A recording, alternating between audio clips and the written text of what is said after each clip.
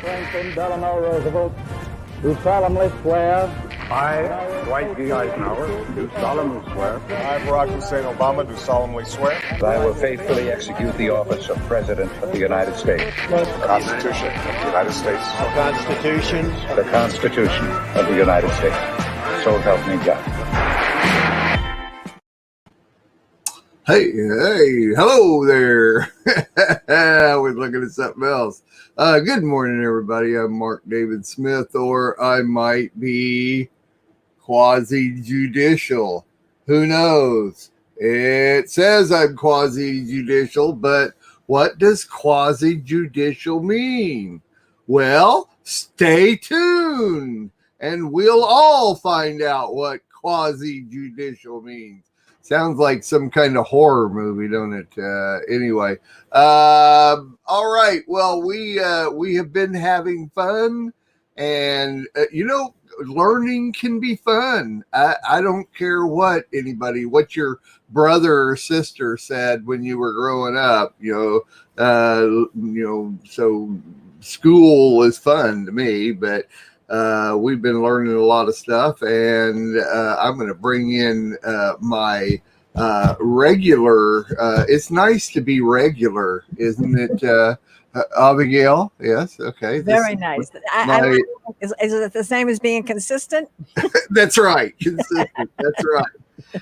Abigail O'Hare. Oh, hear ye, court. I was watching a show, and some lawyers were coming before the Supreme Court, and they have that woman that stands there. Hear ye, oh hear ye, the court is now in session. And I thought, wow, that's pretty cool. It's cool that they carry on some of those traditional things, and I like it a lot. But are you quasi-judicial today, Abigail? Well, I'm going to be like I heard someone say yesterday. Sometimes. Perfect answer for everything, and that worked.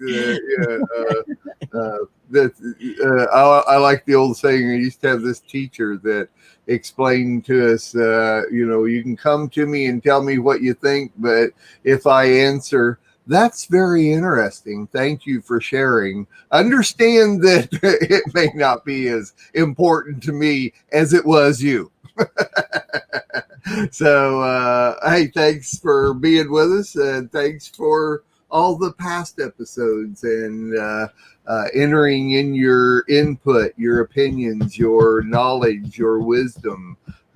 Thank you so much for keeping going on that. I appreciate it, Abigail, very much. It's an honor and a privilege to be here. But I'm very thankful somebody else is here today too. Well, yeah, definitely. And tell James we're still missing him. I got the chair here. See, I've got his chair. Yeah. Yeah. So he's ready. He can take it anytime.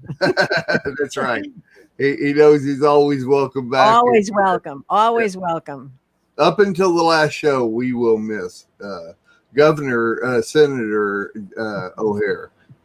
You bet. And also, yay! Sherry's back! Woo-hoo! Abigail and I like the extra input. And my gosh, you have just amazing insight into a lot of constitutional matters that we love. So, I don't know how good I'll be today. I'm not wide awake yet, and I hadn't been here in a while, and I'm totally unprepared. So there you have it. No, it's okay.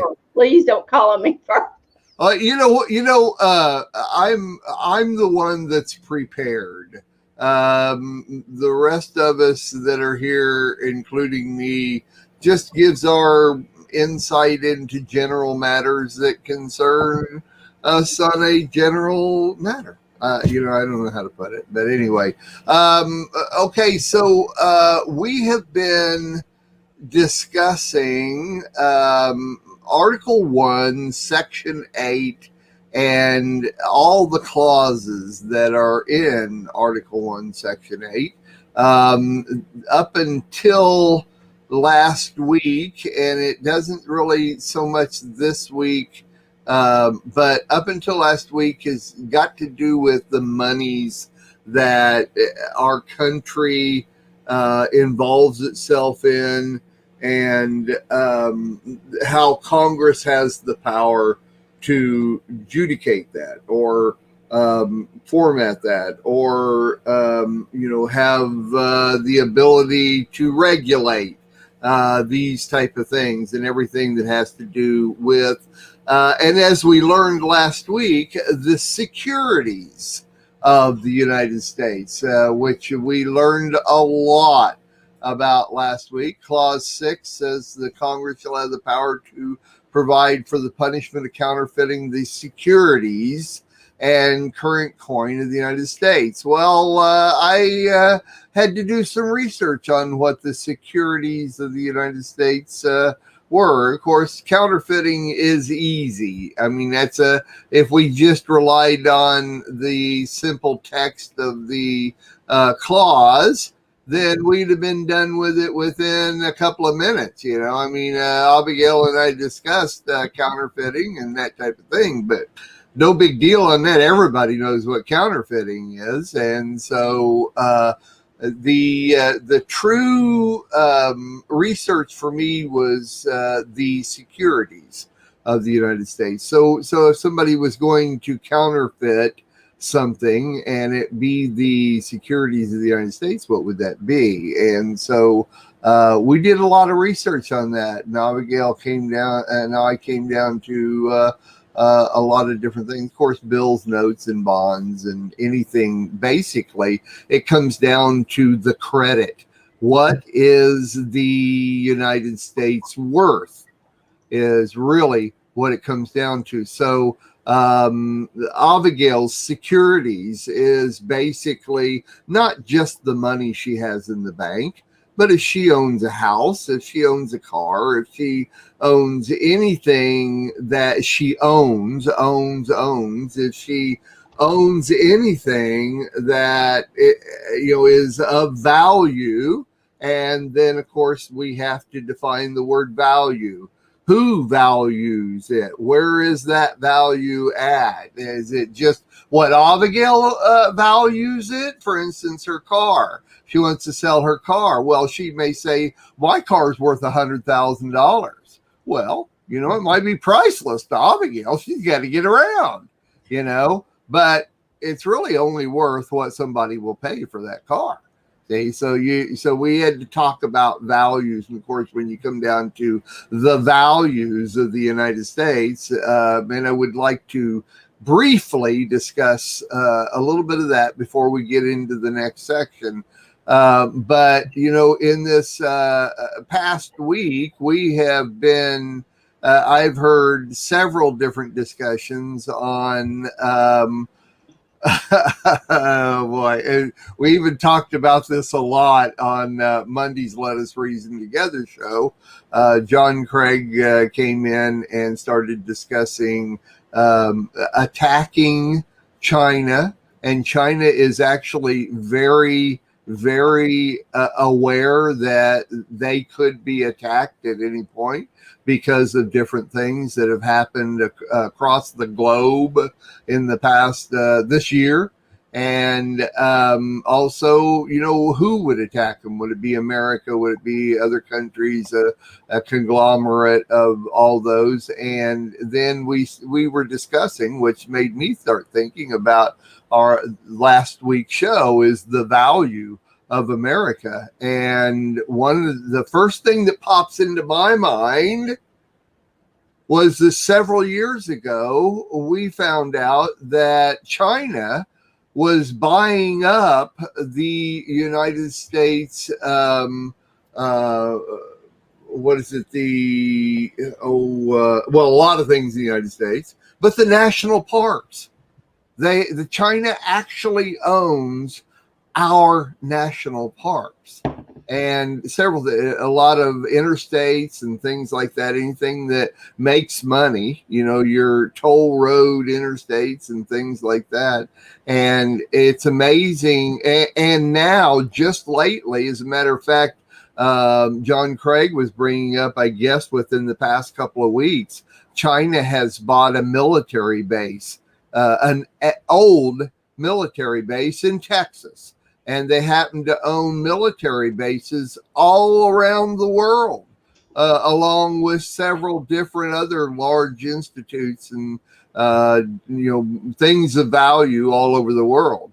So it's interesting that if a country were to attack China, China already kind of has their system set up and is ready for anything the world wants to throw at them. But it makes me also wonder about our securities in the United States, because the United States happens to be in incredible debt, and a lot of that debt is to China. And so we can be mad at what our President Trump calls the CV, the China virus, which he speaks quite ill about the China virus. We can be mad about that all we want, but what is the retaliation based on the United States securities? And so, if you get either one of you have anything you want to throw in there about this subject, we can briefly take that before we get into Clause 7 of Article 1, Section 8, because I'm interested in your opinion on that. What do you know about the United States securities based on the fact that China is going through buying up our securities? Once they buy them up, they're no longer our securities, meaning the United States is really not worth as much as it was before. So, Abigail, got any? Sherry specifically told me, don't ask me first. Well, it's interesting you bring that up, because I say this a lot. There was years that everything I picked up to purchase anything, I'd look on the bottom of it and it would say made in China. Everything was made in China, no matter what I bought. Wow. I mean, I would go every place. I mean, if I had to do some serious digging to find something that was made in the USA. And I used to say to people in especially areas that I did a lot of purchasing, and I'd say, what's with this made in China, what's going on here? And so I did a little due diligence. And I did discover that, Mark and Sherry, that China really wanted to literally buy the United States of America. They wanted to take over the United States of America. That was their agenda. And it wasn't during the Trump administration that this was happening. It was during other administrations that didn't really have a desire to keep the United States of America in the hands of the Americans. It was people that just could care less. They didn't even have a love for the United States of America. So they kept yielding to China. Now, as a result of that, it's not just the national parks. There's been a lot of information that has been given to China. And actually, people are being called now on the carpet for it. There's been some serious information that was supposed to be in high security, and people became, it was treason. They became traitors, and they sold things to China. And so that's being dealt with. And to me, it's a major concern. It really is, because the coronavirus, or the China virus, to me, is just the crown, if you will, because it's called the crown of what's taking place. I mean, there's one thing to buy up the money and buy up other secrets, but then to destroy life intentionally, to bring China at a place where our United States of America, where literally people are on their knees and on their deathbed. And so without a doubt, there's a spiritual plague going on, and money is an issue. Yes, money is an issue. But to me, what's more valuable than money, and you said it last week, human beings. Human capital. Capital, yeah. Yeah, right. And so when we have human capital being dealt with and they don't have jobs, I just found out a relative of mine just got laid off. And because of the nature of their business. So human capital, if you don't have human beings who are able to produce in the United States of America, you're going to look at Venezuela. You know, Venezuela can be knocking at our door, because we talked about that last week too, about all the money on the streets of Venezuela that have no value. So I'm trying to keep my posture calm, cool, and collective. Composure, yes. Composure, because there's a stirring going on in me that just wants to shout from the rooftops, and it would blow the whole airways. So it's very challenging to me what's going on. But you know something, it's written in the Torah. It says these things are going to happen. It's just a matter of how, when, and why, and how we are going to deal with it. And I'm thankful you're bringing it out, because the best way to expose it is bringing forth the truth. Because can it be resolved? I think it can be. I think there's ways that we can bring back, you know, if it's the Father's will. I mean, he may want to do away with the world system. That's what it says in the scriptures. Do away with the whole world system so his kingdom can reign here. So thank you, Mark, for stirring. Sure.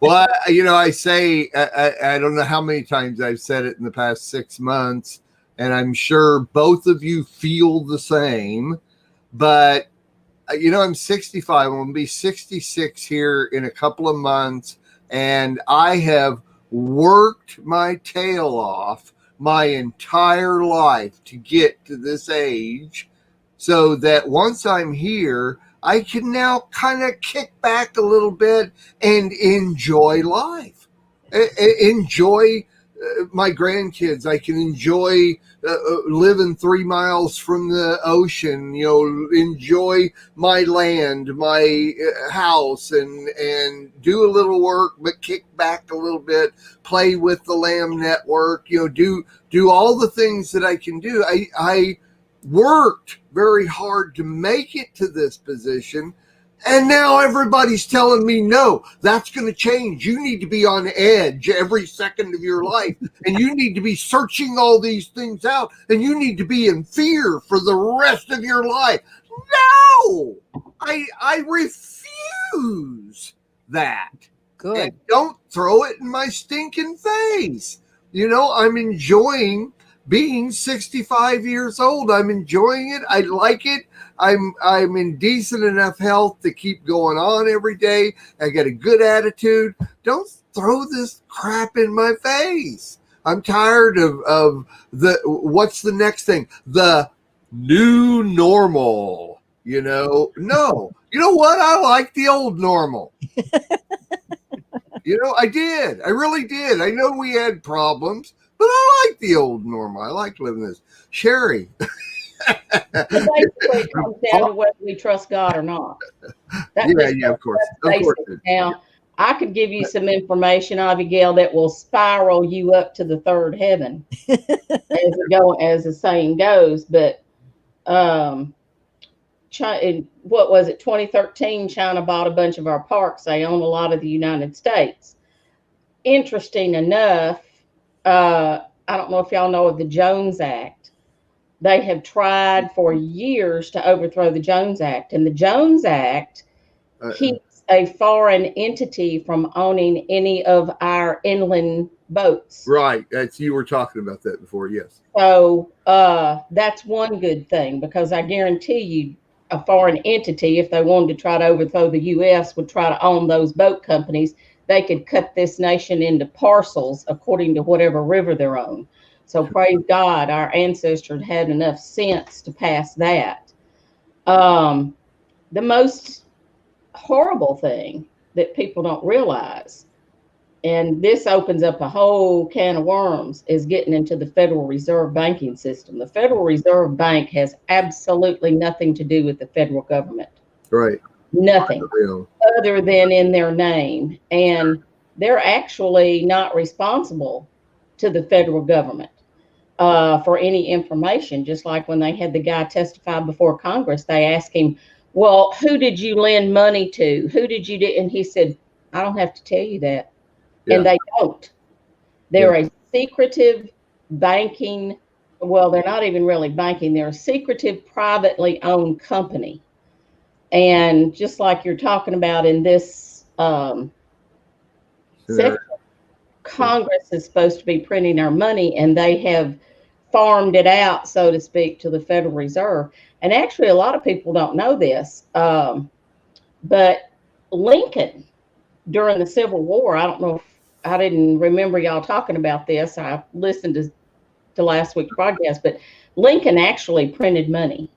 He wanted to borrow money to fund the Civil War to pay the soldiers, and the Federal Reserve, I mean, Federal Reserve didn't exist then, but he couldn't figure out how to do it. And the treasurer guy, I think it was, came to him and said, you can issue money, get Congress to issue money. And so he issued what was called the United States note. And that's what they paid the soldiers with. Yeah. And they were actually called greenbacks for a while. And when I was a teller, I mean, we'd see them come across every now and then because they looked different. They had a red seal and their numbers on them were in red, but they were still legal tender. But the difference on them and the Federal Reserve note is that the United States note is a bill of credit, whereas the Federal Reserve note is a debt. The United States note was issued without borrowing or lending, whereas a Federal Reserve note is issued with by borrowing.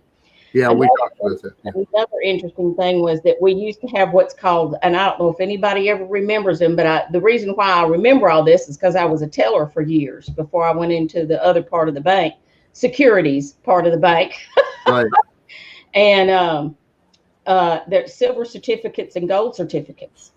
And in 33, Roosevelt had everybody hand in their gold. That's where Fort Knox came from. And they had trains going through the country, you know, taking all our gold to Fort Knox. A lot of the guys came back from Europe with gold coins in World War I. And then when we had the crash because of the central banking system, Federal Reserve, which brought that about, he had everybody hand in their gold. And they said that we would back our money by gold. We were tied to the gold standard. That was the Bretton Woods Agreement in 1944 tied us to the gold standard and made the United States the world currency. Everything is tied to it. So if and when the dollar goes down, everybody else's money goes down. But so it's China can't buy up the Federal Reserves then. China buys our U.S. Treasury notes and our U.S. Treasury bonds, which means they're lending money to the United States. When you buy a Treasury note or a Treasury bond, I get it. we're lending money to the U.S. and that's how they keep that money flowing. All China has to do, if you really want to know the truth, would be a big, huge part of the crash for the United States. Stop buying the Federal Reserve notes. I mean, the U.S. Treasury notes and U.S. Treasury bonds, because we float a lot of money. We're in huge debt. Sure. I mean, we're in more debt than we have actually cash on hand. If they gathered up all the cash from everybody in the United States and all the cash in all the banks, we only have a small percentage of that. People don't understand how the lending system, it's a Babylonian dialectic, actually. It's a Babylonian model that we go by. If you have $100,000 in the bank, at one point they only had to keep 10%. So they'd hang on to 10,000 cash and loan out 90,000. Then the next person, they'd only keep 9,000 and loan out 81,000. And on $100,000, they could loan out almost $1 million. Right. It's all okay unless everybody comes to the bank and wants their money. That is kind of what the scenario was of the fall in 2008. We had all these Ginnie Mae, Fannie Mae, Freddie Mac things, and they were issuing all these bonds over and over. Yeah. We're buying them all up. Right. And everybody wanted them at the same time. Basically, people quit paying their mortgages because they were based on mortgages. And when people, everything started falling and people couldn't pay their mortgage, which meant what they did is they took mortgages and right. Yeah, I remember. And sold them as a bond. Right. And that caused everything. Yeah. So when everybody couldn't pay their mortgages, the bonds couldn't be paid. Right. And that's what brought about the domino effect. And that's why they bailed all these banks out, because they had bought all these as an investment. Right. And that was one of the things when I left the bank, I was saying, all these rumblings going on, look at even the things that they said were solid and stable. If you went down, and that's what I did, was I read a lot of the stuff. Then I'm going like, no, this is backed by Fannie Mae. This is backed by Ginnie Mae. You don't want to invest in it. You want to go to cash. Go to cash. Go to cash. Right. I said, everybody go to cash. I don't have any cash, but y'all all need to go to cash.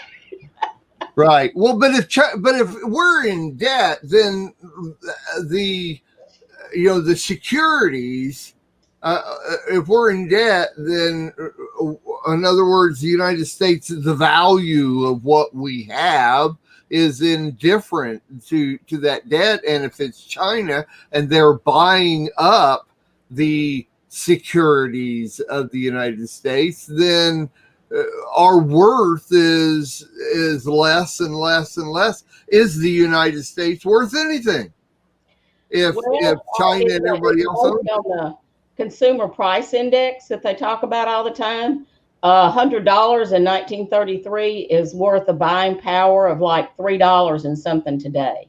Yeah. So it's really, and I mean, we could see that over our lifetime. I mean, I know when I was a kid, round steak was 10 cents a pound. Eggs were a nickel. Right. Bread was 10 cents. Yeah, I remember that too. Yeah. $3 now. $3 a loaf of bread now. Every housewife in America can tell you about the inflation, and that's because everything is. And one other thing, which I found very interesting, and people don't know this. Did you know that the bank does not have to give you change for a Federal Reserve note or take your Federal Reserve note? No. They do it as a courtesy, but they don't have to. Right. Because I had a friend went into a bank and they had a lot of counterfeit 20s go around, and she asked for change for a 20, and they said, "Are you a customer?" And she said, "Well, no, I just need to change for a 20. They're like, "No." And she said, "You have to." And they said, "No, we don't." And I told her, I said, "They're exactly right. It's a Federal Reserve note, and you can't even take it to the Federal Reserve to get them to change it." Yeah. But the Federal Reserve will tell you, if you call them, they'll tell you, well, it's good for legal tender, which means you can buy with it. Right. So if you want change for a 20, go buy a pack of gum and get your change that way. But they do not have to change it at the bank. Right. A whole bunch of stuff that you can open up a whole can of worms about our money. Right. Nixon took us off the gold standard. It is backed by the good faith of the United States, but it's actually 1944, the Bretton Woods, and I'm not, we need to trust God, period. But the Bretton Woods is broken. It was an agreement that they reached after the World War that the dollars would be tied to the gold standard, and that the United States would be the currency that they use. Like when they go to buy oil, they have to use US dollars. Yeah, I get it. Away from that, I forget which country it was, says, no, we're not going to do that anymore. And they use their own currency to buy oil. That's one of the things that happens. So anyway, this is brief. I get it. So basically, we're kind of in the middle of our country being bought up by China, and all these different things Sherry's talking about are indifferent today because of our securities. What the United States is worth is definitely falling by the wayside. And I'm not being a Debbie Downer here, but just as a fact to keep in mind here is that China has, like I started all this off with, China is ready no matter what in about every country on the globe to back themselves up with anything if we or anybody else decides to attack them, it's kind of like, what are you going to attack us with? We own everything you got anyway. So, well, what anyway, if they want to foreclose on what they own? What's that? What if they want to come in and Yes, foreclose? yeah, there you go. There's your war right there. Our only security, Mark, is in Yahweh Almighty. Right. That's our only security we have in this world. Come what may, live or die, He is our God. It might be our personal security, but it's not the nation's security. No, you're right. He is our personal security. But, if we're going to pray for our country, then we pray that God be the personal security. But first of all, they have to believe that and work that. Our government has to work that way. All right. This is good. I wanted to do this as a segment, and that we can. What we just talked about there will be up on the website as a segment, and you can go and watch it again if you missed any of it, or let other people know that it's there. So we are going to go on to Article 1, Section 8, and the next two clauses, Clause 7 and Clause 8, are pretty self-explanatory. There's not a lot of history to it. There's not a lot of changes that have happened. They are pretty black and white. I tried to do some research on them, but came up, pretty much short on a lot of stuff, whereas Clause 9 has a tremendous amount we can talk about. Give me a second. Clause 7 is the Congress shall have the power to establish post offices and post roads. It's interesting. For most of the first century of American independence, the post office was by far the largest and most important organization within the federal government. And so, of course, Congress has the power to set up post offices and build roads connecting them. So as far as business and even residential, passing mail and everything, they used to be very important, but with technology, emails, and internet in general, the physical post office has gone by the wayside. I mean, it's still a major organization, but is a fraction of what it used to be 20, 40, 50, 100 years ago. It's a fraction of what it was. Even 100 years ago, it was a lot bigger organization within the government. So anything anybody wants to add to that, or clause number 7? All right. Clause number one. Yeah, go, Sherry. Just one of those, what do you call it, where it's just a little snippet, but yeah. I think it's interesting, today, if we want to mail a letter, we pay for the postage. Well, back then, the person receiving the letter paid for the postage. Is that right? I did not know that. Never heard that. The recipient, and it was kind of expensive back then, I think. And it was based on how many pages and how many miles it was being carried. Okay. And then the people that were the postal people that were delivering the mail, their salary, they would get so much for each letter they delivered. So that's how they made their money. Okay. And, yeah. So, I mean, and actually during the Civil War and actually before that, people would, if they sent one page, they did not waste any part of that page. They wrote down the sides, across the top. Sure. There were no margins of anything because it cost so much per page. So, so they would really be frugal on that. They'd write small. Yeah, right. So Interesting. Trivia. That's it. Trivia. Well, no, but that's interesting because it comes down to value. In other words, if you receive a letter, then you place the value on that. If you find this person that sent me the letter, I have no value with you, I don't care about you or anything, I don't want to know what you're sending me, then you don't value that. And so you don't pay for it. And I find that real interesting. And of course, then the postal delivery guys would be contractors, and it would be up to them. It's almost kind of like a waiter and waitress getting a tip, in that, which, boy, I thought we ate out yesterday, and I could almost do an entire show on waiters and waitresses and what tip and that kind of stuff. And most of them, don't get me started. No, get me started on. But anyway, value, very interesting. Go ahead, Abigail. One quick thing. Yeah. Congress, get this. Now, Congress doesn't ever have to follow the rules that they set. They put it in there that during the sessions of Congress, that their letters could be carried free of postage.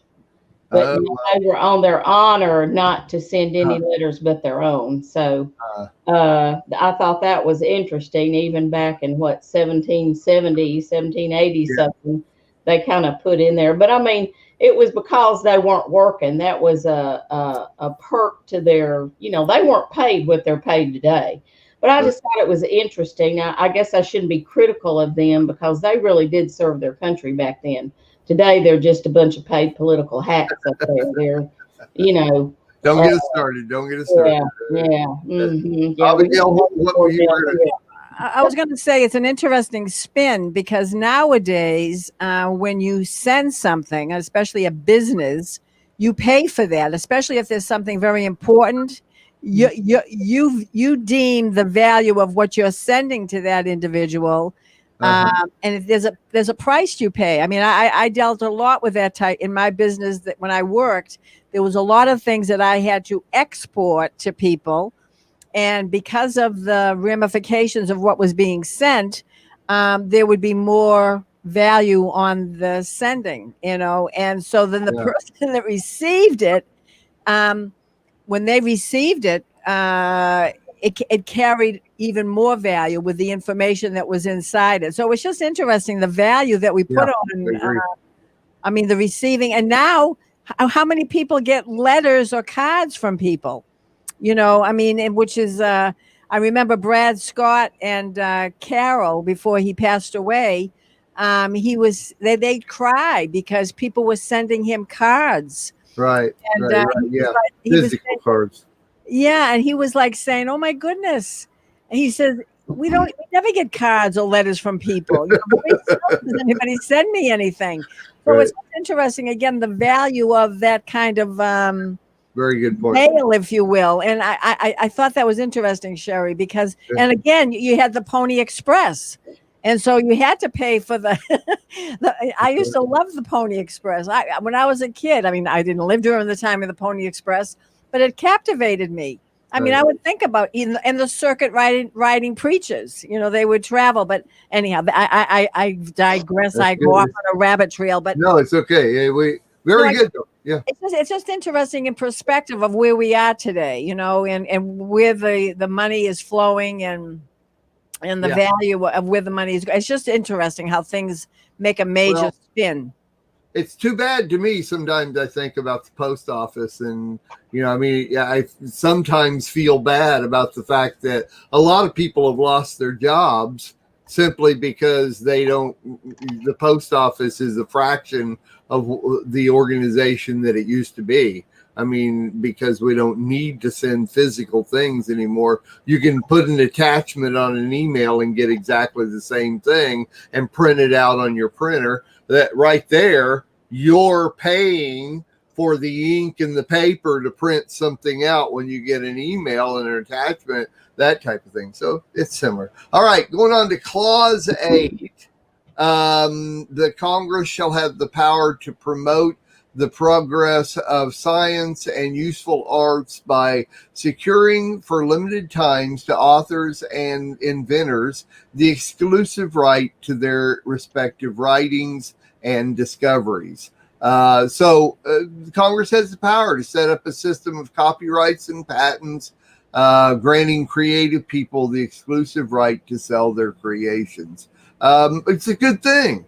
I mean, really, black and white, there's not a whole lot that the person can say about that, but it's a good thing that they recognize this enough to actually put it in the Constitution. So if you're ever questioned about what you're doing and you have something of value that you created that nobody else has, you have the right now, based on the Constitution of the United States, to say, this is my right and I created this and it belongs to me and you can't take that from me.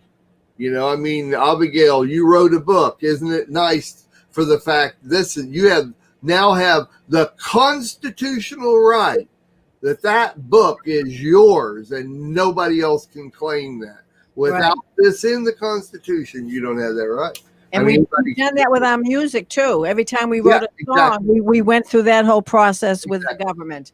And and I made sure I would say, James, we've got to have this, this has to be signed, sealed, and delivered. It doesn't, I don't know if it still is. I don't know if people still exercise that as much as we did it a lot. I mean, I know you are familiar with it because during the Messianic the Lamb radio part of it, I dealt with it for many years, 7 years. I dealt with the copyright.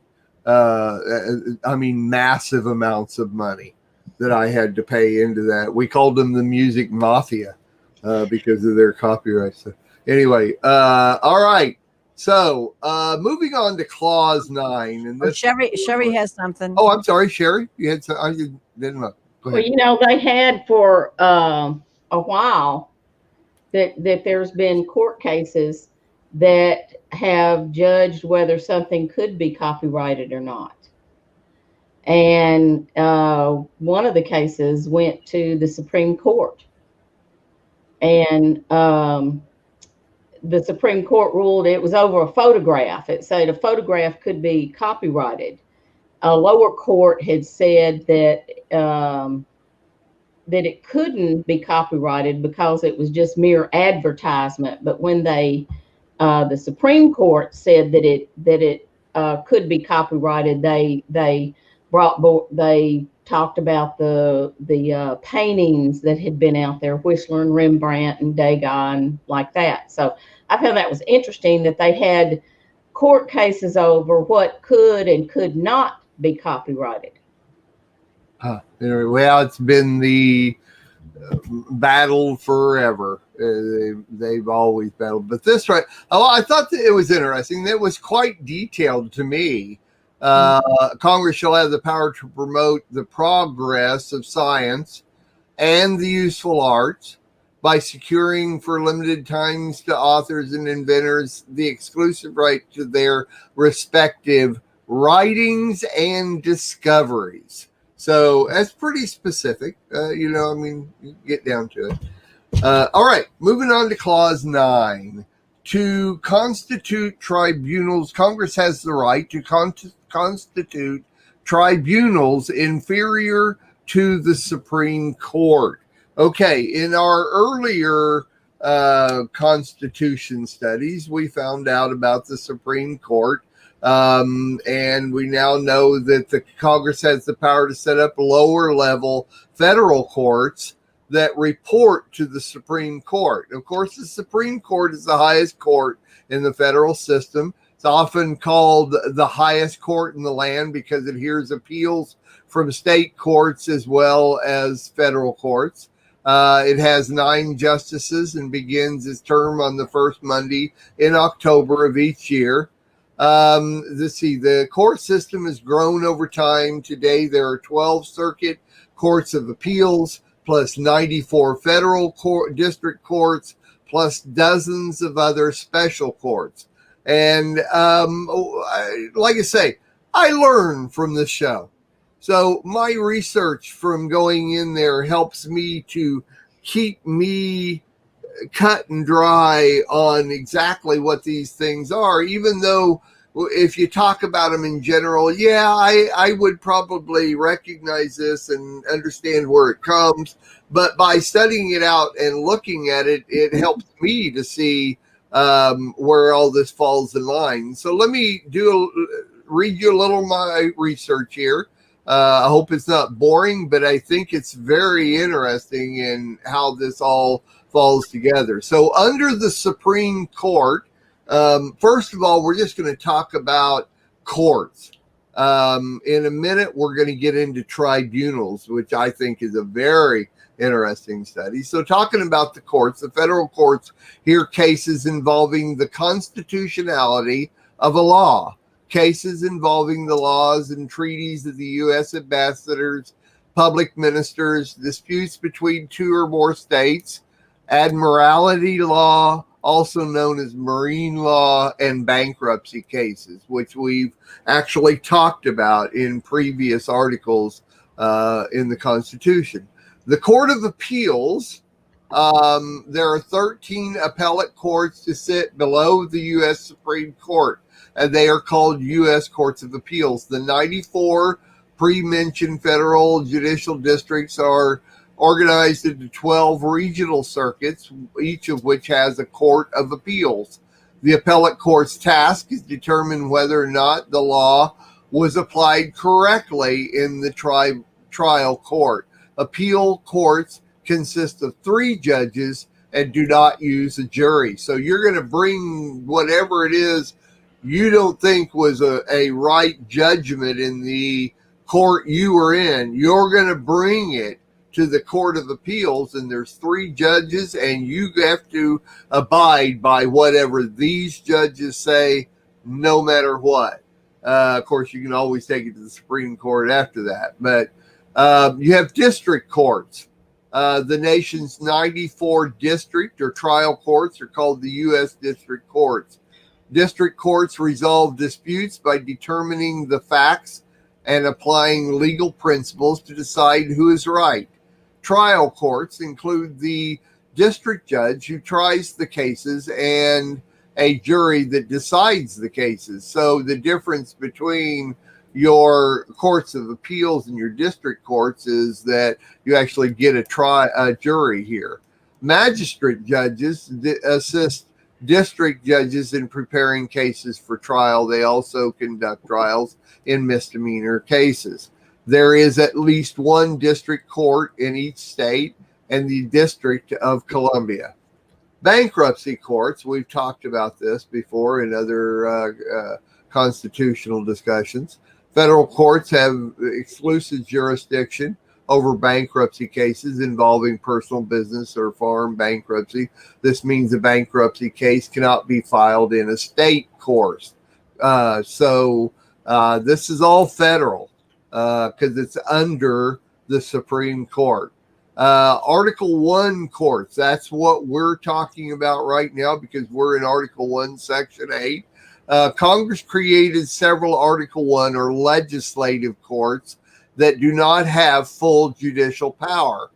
Judicial power is the authority to be the final decider in all questions of constitutional law, all questions of federal law, and to hear claims that the core of habeas corpus issues. Article 1 courts are courts of appeals for veterans claims, courts of appeals for armed forces, and U.S. Tax courts. So that's what we're talking about in Article 1, Section 8, Clause 7, is that you have the Supreme Court, but they are in jurisdiction and have the power over the lower courts.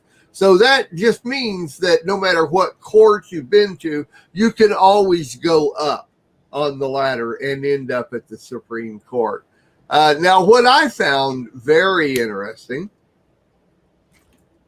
is that word tribunal, because that is literally the wordage here in Clause 9. To constitute tribunals inferior to Supreme Court. And so tribunal, right away, I wanted to know, what is a tribunal? And of course, the word tribe, we all know the word tribe. Which tribe are you from? You know, but it's interesting that, of course, back in these days, they thought of tribes, and you have Indian tribes. I mean, back in the days when all the courts and the Constitution and all the wars that they were having there had to do with Indians of the land and the different tribes that they had to. But the definition today of the word tribe is a social division in a traditional society consisting of families or communities linked by social, economic, religious, or blood ties with a common culture and dialect, typically having a recognized leader. So, boiling that down, a tribe could literally be a town or a city divided up into different sections, and you have different districts within a big city. You can have county courts and things like that. But that's the word tribe. What about bunal? Tribunal. Have you ever thought of that word, or that word even being a word before? Either of you at all? No. Don't go looking it up, because I'm going to tell you what. I never heard of it. Never thought of it at all. Okay, there is a word called bunal, and this is a conjunctional word. This is two words put together, and the word bunal means, it's a noun, it means a stick used in beating or whipping an animal or person, a club, a bat, a baton, or a billy club. So now, put the two words, a tribunal, meaning that you have a stick, which is the authority. In other words, if you're one of my children and I hold up a stick and say, you better stay in line, kids know what that stick means. They're going to get a spanking.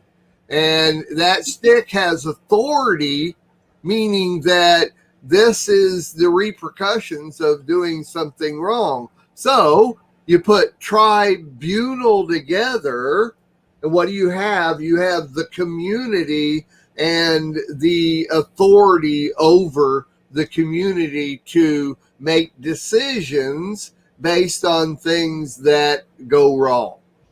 You see what I'm saying? I never thought about it. I never put that together. We've all heard the word tribunal. We all know that this is a justification system. It's a system set up by authorities in a community, in a tribe, to judge over things that happen. So I thought that was real interesting. You put the two together. The term tribunal is derived from the word tribune, which means lawyer, which means magistrates in the classical Roman Republic. So it goes all the way back to Roman rule. A tribunal is sometimes set up as a quasi-judicial. You guys knew that word was going to come around, didn't you? A tribunal is sometimes set up as a quasi-judicial institution that is set up to deal with problems such as resolving administrative or tax-related disputes. Tribunal, it performs a number of functions like adjudicating disputes, determines rights between contesting parties, makes an administrative decision, reviewing an existing administrative decision, and so forth. Quasi-judicial, a non-judicial body which can interpret law. It is an entity now actually, if you'll think about this and Torah and who we are with Torah, as we study out Torah and we study out the laws of God, this applies to us. A non-judicial body which can interpret law.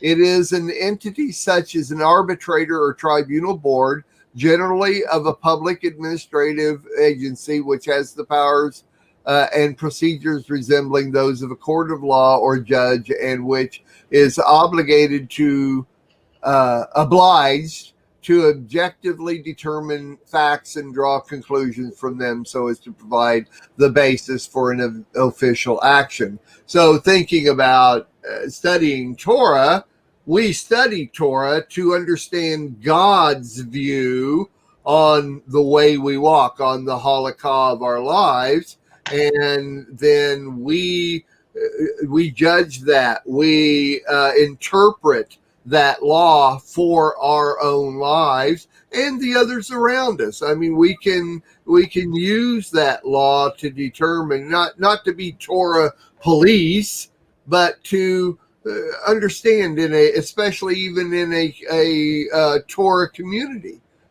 you would look at that.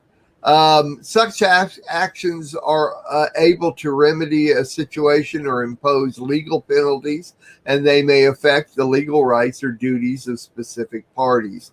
There are some key differences between judicial and quasi-judicial bodies in that judicial decisions are bound by precedent in common law. So let's stop right there. Stop and think of a judicial court. If you go before a judge and you have been accused of something and you have a lawyer, and then whoever's accusing you or the state also has a lawyer and they are trying you. If you bring up anything, if you're trying this, you are totally subject to the law that has already brought a precedent for. You cannot change that law or that precedent within that court system unless the judge decides that, or the judge or jury changes what has already gone before.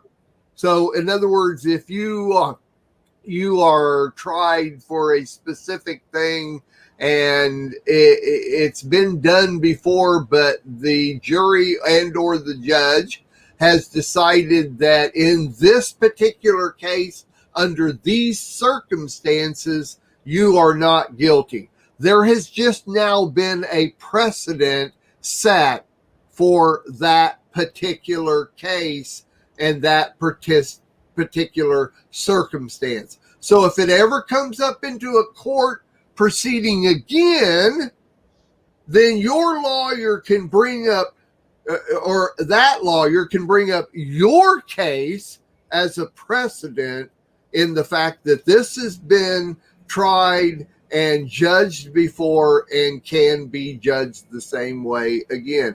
That is a judicial court and decision, whereas a quasi-judicial decision usually are not so bound. They are bodies, unlike courts, that may be a party in a matter and issue a decision thereon at the same time. So quasi-judicial system would be a much lower system.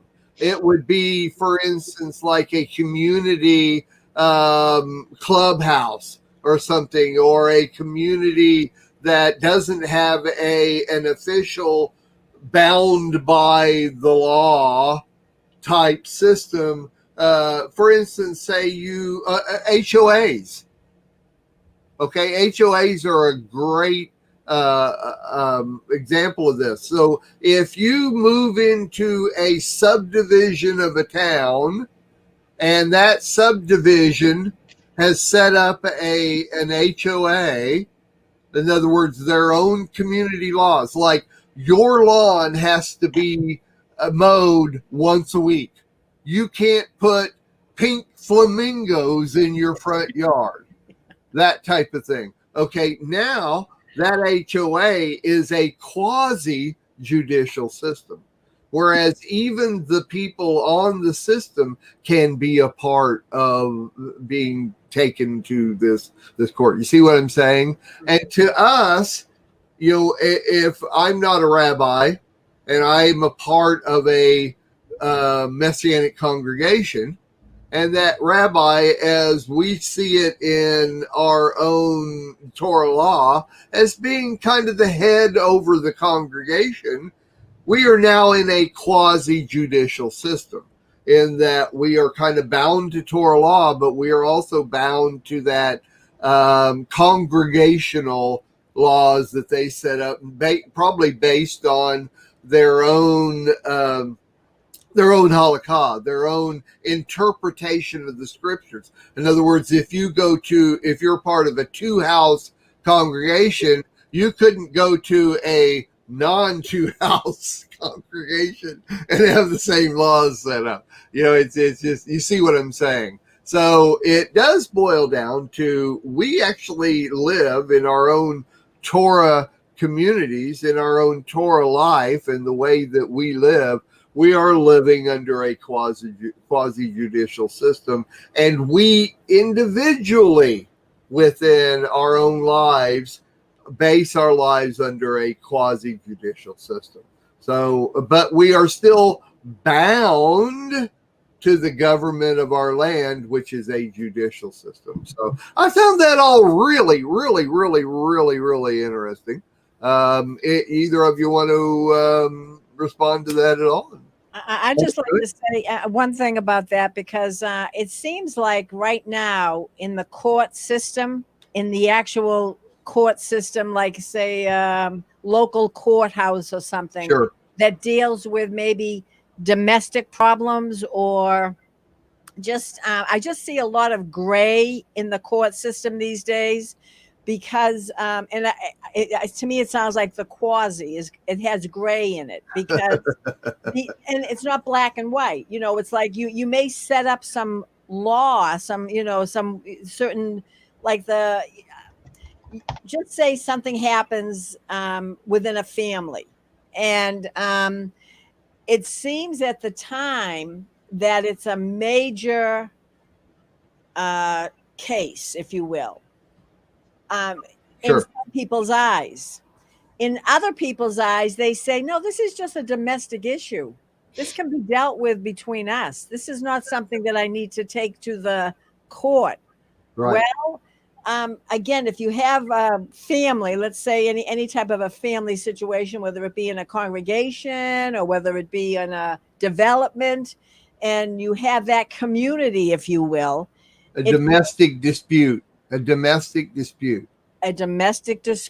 right. that kind of a quasi place where there right. are rules and regulations. Sure. And you're dealing, and you know this, Mark, and you know this, Sherry, and I know this, we're dealing with the human race. And the human race can be different, a different right. perspective, a different, sure. And they may have some emotional problems. They may have some extreme thinking about things. Well, to make a long story even longer, I see that the situation can be brought down to that quasi situation, even in a court system. I see that judges now are more sensitive right. to the fact that, and I'm talking about this particular Constitution, okay, if you will. Uh-huh. It's not as cut and dry. I think in this period of time, there was a lot of cut and dry, and they still have some of these laws uh-huh. concerning property, if you will, right. and they're in black and white, and some judges will say, oh no, your property has this and you can't uh-huh. do anything because it's the grandfather clause, whatever. Uh-huh. But there'll be a judge that will say, wait a minute, that had to do with someone that probably had a farm uh-huh. on that property uh-huh. at one time. Uh-huh. And so anyhow, what I'm saying is, it seems like there's more gray, more and more. And people are willing to say, let's deal with this outside of court. This is not really a case right. that we have to bring it to the higher court, if you will, even right. in the local court. That's what I'm seeing, and only because of what's going on, even in what's happening in the chaos of what's happening in all these different states. Do you see how the people are having some serious questions about what's a protester and what's a rioter and what's going on here? And there's no line of reasoning, right. even in the Constitution, about right. how these things are to be dealt with. Some right. people look at, well, I'm going to use one example. It happened yesterday. a reporter went to one of our voted in legal senators, if you will, and said, "You see what's going on there in Seattle, the burning and the deaths and things that are happening." And he said, "It's a myth. That's not really happening in Seattle." Yeah. And the reporter says, "What? I've been there. I've been a reporter there. It's all over the news. It's just a myth." This is one of our elected officials, right?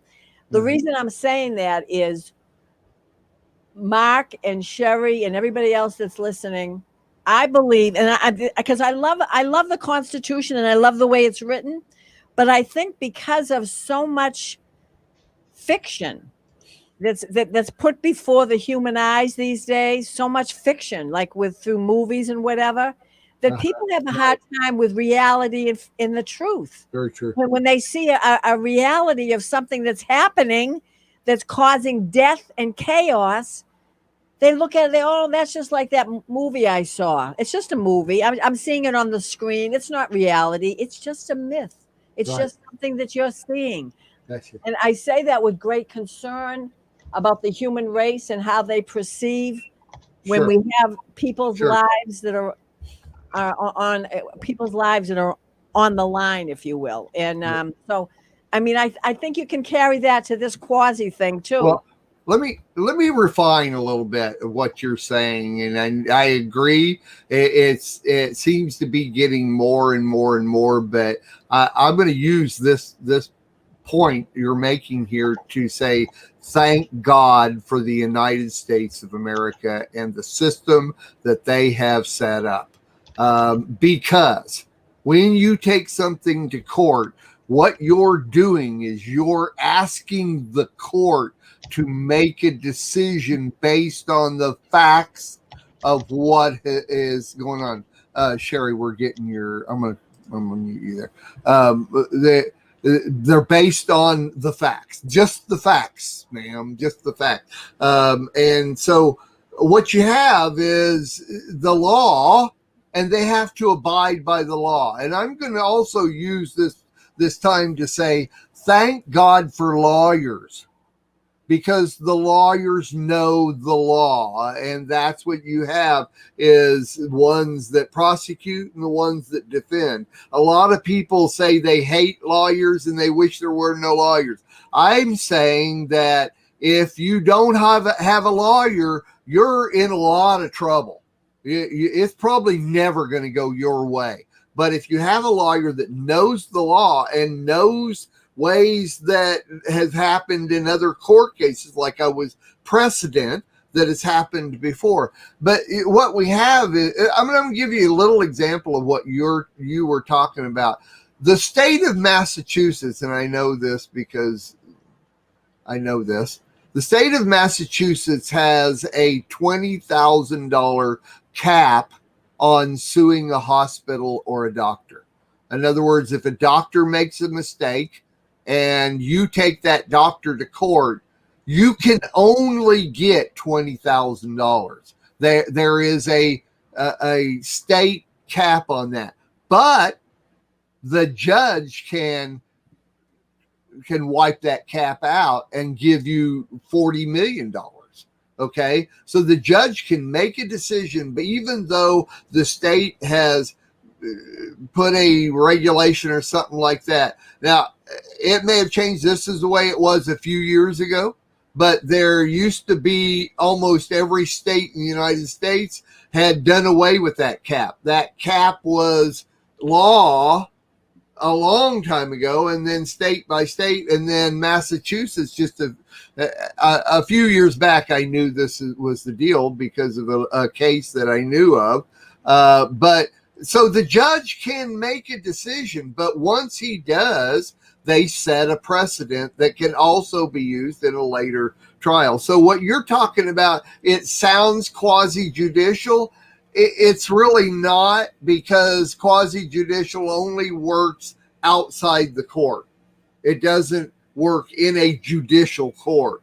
So it sounds that way, but it literally is whether or not the judge and or the jury has the right to make a decision based on all the different evidence that's put forth. Go ahead. No, I was going to say that because I've had, because of another job that I had, I've had experiences in court settings with different situations with people. Right. And because of the gray areas of this situation, they had lawyers, they had people there that were Right.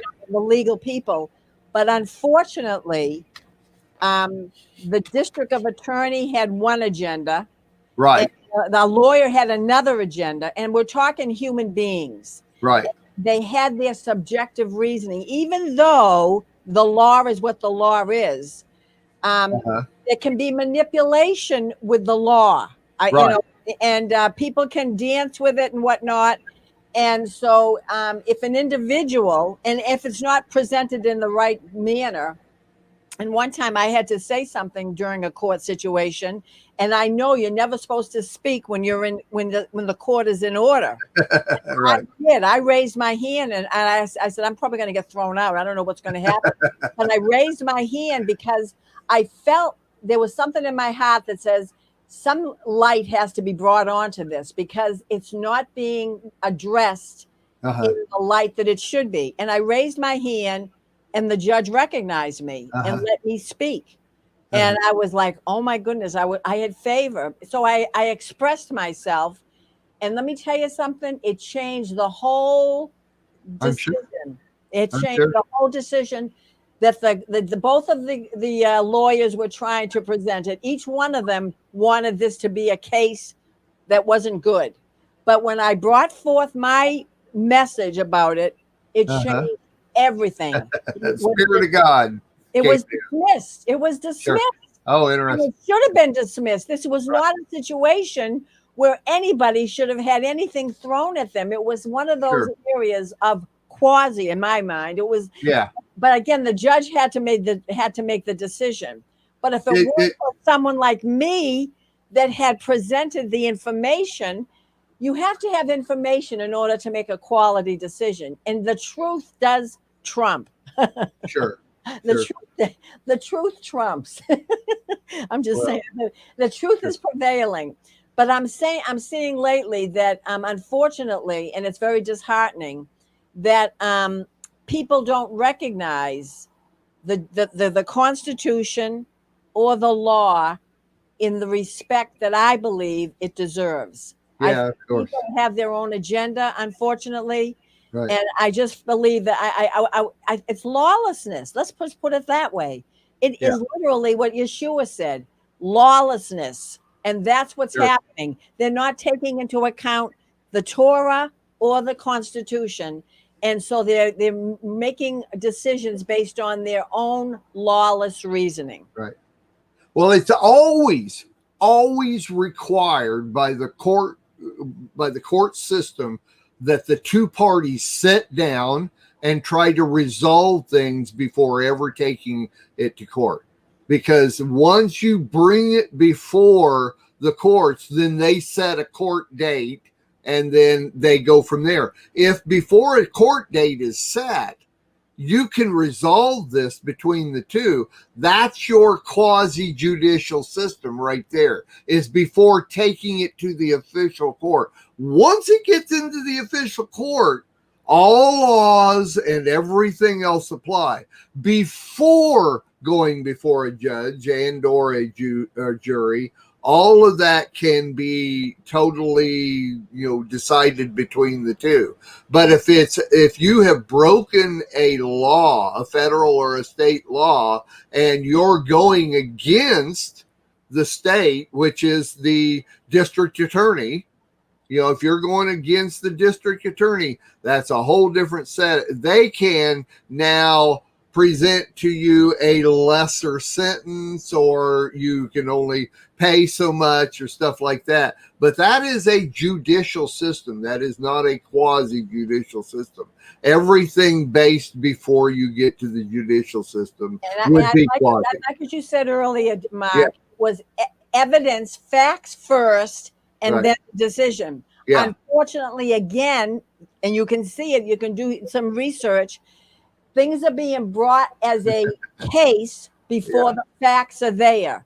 Right. When there's no facts there, yet they're causing someone to be caused guilty with no facts. Yeah, You're not exactly. guilty until Sure. until proven guilty by the facts, and Right. there's no facts, and they still. So I'm just saying we are in a generation of lawlessness. Yeah, it's called circumstantial evidence, and without any facts or anything like that, you're just going on. Well, this is the way it seemed. This is what happened. This is the deal. We have this. There's no evidence, or it looks like evidence. It's all called circumstantial. And people have been convicted on circumstantial evidence many times. I know, and a lot of people, just because they don't like you, and Right. they want to throw something at you, and they have a certain amount of leverage and power. Right. Unfortunately, that happens today too. To me, it's lawlessness. Because you don't know. I mean, I'm with you. I'm controlling myself. I'm not disagreeing with you at all. I'm just saying it's there. It's really good though. I love this discussion because, quite honestly, if I was 20 years old, I'd be going to law school. I wish I would have when I was 20 years old, because that's really what I wanted to be. And so anyway, but Sherry, close us out. We're at the top of the hour, but close us out with your thoughts, your opinions, whatever you think there, and we're going to close the show. I'm laughing because Bob comes from a long line of lawyers. Oh, wow. Yeah. I mean, one of his aunts and uncles, they had like 12 or 14 kids, and every one of them had a law degree, even the two women, and that was back in the early 1900s. But that's another. So I always tell Bob, I said, you got to law your brain, and he does. He's really, he figures things out. But going back to how the courts are set up, the Jewish people have affected every culture that they've been in, everywhere. And if you go back and you look in Exodus where Jethro came to Moses, what did he tell him? You can't hear all these people all the time. Select. Oh, that's right. I thought about that too. Select able men who fear God. Right. Don't take bribes. They're honest. They're good, upstanding men who know the Torah, and let the minor disputes go before them, and then the others can be appealed to Moses himself. And that is kind of to me, a typology of what we have in our court system. That they have the lower courts, and then if they can appeal it on up to the Supreme Court. So where Moses would be the Supreme Court, so to speak, we have the Supreme Court with us. And then another thing, which is interesting, they have what's called the tort laws, which is a personal injury or like an injustice is done. It actually comes from the French, I think, that means injustice. And I always think when they say tort laws, I think of Torah, even though they don't say it's linked. But the Torah gives us the rules for personal injury and or for the compensation that's given to a person, if certain things take place. So it's very, you think about how the Jewish people and the Torah has affected all of mankind, and a lot of our laws and our court system actually it has its roots in what God Almighty, the one over all the heavens and the earth, set into motion through the Jewish people. And we just don't even know it. So, I kind of think about that when I'm sitting here listening to all the different things. And what does it say in the letters? He said, settle with you're talking about the quasi-judicial. There you go. The instruction is settle with your brother before you go to the courts. That's exactly right. The courts, they're going to hold you really responsible. So what is that, arbitration and mediation and all that they have set up? We're actually supposed to settle things between us come to an agreement. That's quasi judicial. That's what it's about. Yes. You know, we had when we had our house in Olive Branch, we were right on the border between Olive Branch and South Haven, and we had covenants with the what do you call it, subdivision we were in, and every house had to have so many acres on it and all this. But one of the things was that they could have horses on their property. And even though the city might not allow that, the covenants on that subdivision said that, and the guy who bought our house bought it because he could have horses on it. So that was a selling point. So I was glad of those covenants. Sure. Sure. Homeowners association. I'm like, That's hey, right. build our home. Well, actually, I can't say that because I have to give credit to the Lord. We prayed about it, and it was during the market downturn. And I mean, we even had people going like, that house is for sale and that house is for sale. And you sold your house? And we're going like, yeah, because, you know, we serve the God. God really got us out of that house. Right. But anyway, that's another story of God's goodness and gracious and kindness to us. But I just thought I'd bring that out about how the Jewish people have affected the entire world everywhere that they have lived. And people have taken up the principles of Torah, even in their laws. Amen. You know, one of the shows that I really want to start, and I will, is a show called Justice. I would love to have a show, and we take individual injustices that have happened in our country, in our world, and talk about them, bring them to Torah, bring them to, you know, discussion on things. But I would love to have a show called Justice. My wife says my middle name should have been Justice, just because injustices just blood. You take the blood pressure cuff off of me when there's an injustice around, because it'll explode a rotator or a cuff there. Anyway, that's having the mind of the Lord. How do you think he feels when he sees that? I don't see how he deals with it other than his grace and his mercy. Mercy is not getting what we deserve, and grace is getting something we didn't deserve. And that's the only way we're operating in the earth. That's exactly right. Abigail, and I'm so appreciative of your coming in and sharing with us and giving your input. It is very valuable to me, very valuable, and I appreciate everything that you bring to the show. Thank you so much. I enjoy it because everything you bring to the table is always timely. I mean, it's dealing with what's happening today, even though we're talking about something that was written hundreds of years ago. Yeah, really. And so I just like to see where the human race is as far as what was written and based on the word, you know, and where people are today. So thank you, Mark. What you're doing really is, to me, is so very, very valuable itself.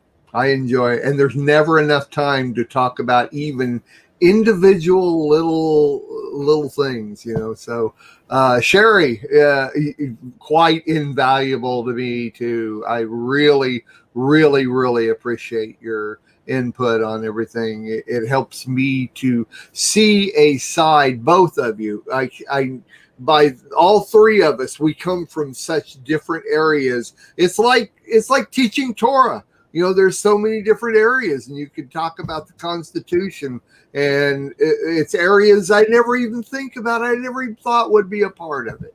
So we all learn from each other, iron sharpening iron. I've learned a great deal, and I was a history major, so there you have it. Well, I hope that my research helps to spark things with you guys to see some things from a different point of view and bring out things that, like tribunal.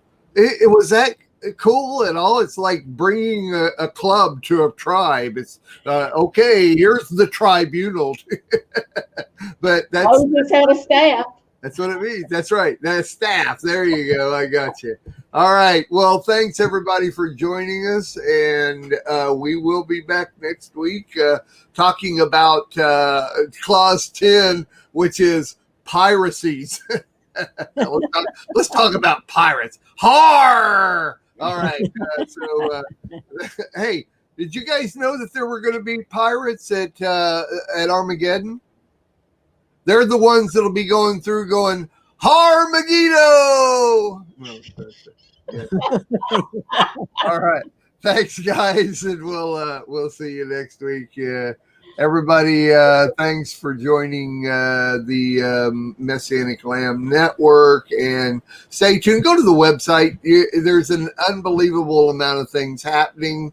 All kinds of videos and shows that you don't even know about are on the website, and only on the website.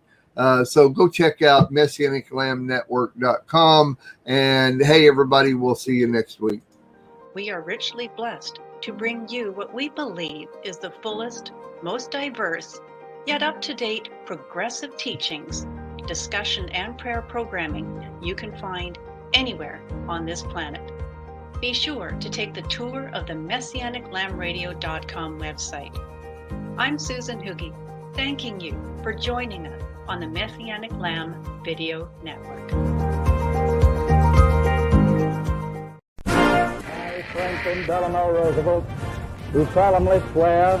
I, Dwight D. Eisenhower, do solemnly swear. I, Barack Hussein Obama, do solemnly swear. That I will faithfully execute the office of President of the United States. The Constitution of the United States. The Constitution of the United States. So help me God.